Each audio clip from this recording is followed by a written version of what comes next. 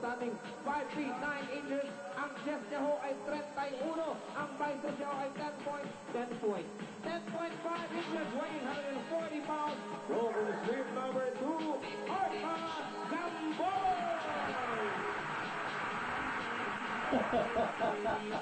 Puti.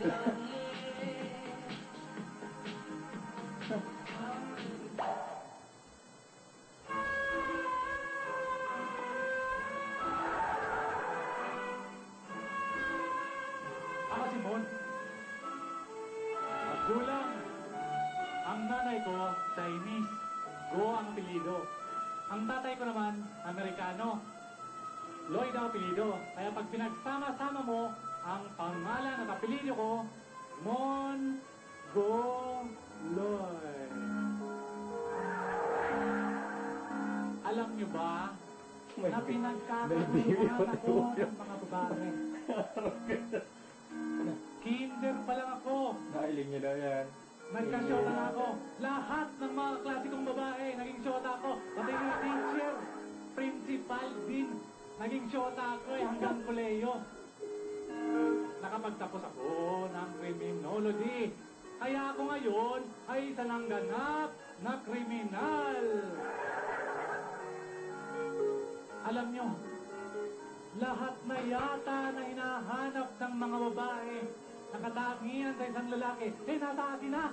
Alam nyo ba na ako ay isang matalinong tao? Ako ay isang inventor.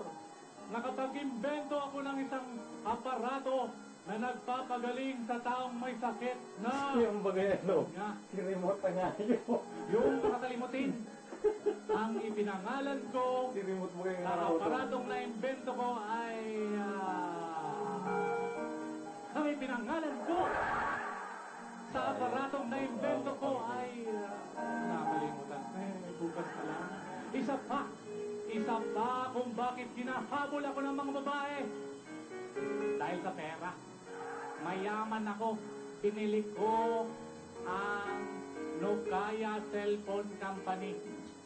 Eto.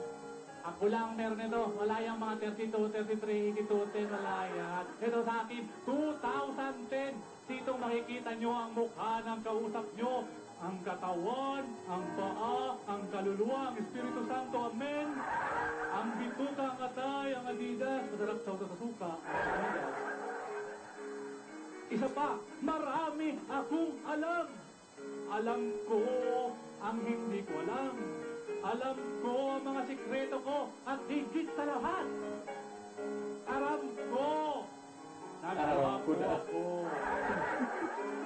Sa talent, naman tayong kumanta, sumayaw. Pero magaling ako sa isklitan.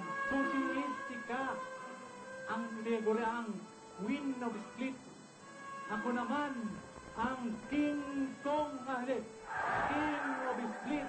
Papakitaan ko kayo kung paano nyo Mon na hindi nyo pa nakikita sa buong buhay nyo. Isa, dalawa. Teka muna.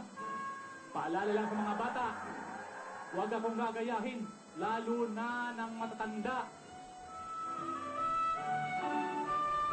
One. Tabo niya. Tama na. Tabo na.